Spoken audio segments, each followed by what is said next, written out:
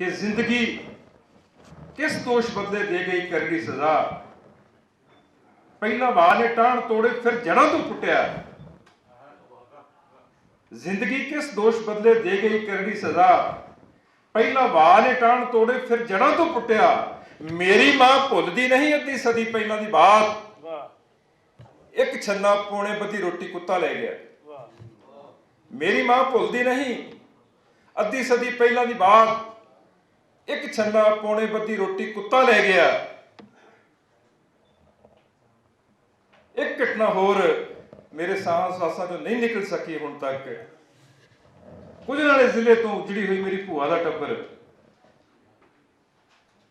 जिहदा सिर दा साईं लद्देवाला बरैच विच कतल होया।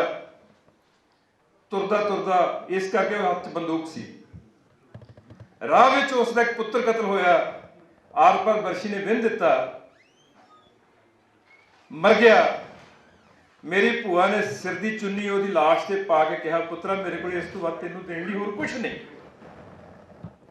वो शेर जिस तरह आख्या मैं कि मेरी मां के सिर दी चुन्नी लाश पुत्र दी ते पा के तुरी। इस तो वध के भला होवेगा किहड़ा करबला। सिर दी चुन्नी लाश पुत्र दी ते पा के तुरी। इस तो वध के भला होवेगा किहड़ा करबला। कसर तो छड्डी ना कोई, अग ला के आ हवा। फिर भी तू वेख किदां झूमदा जंगल हरा।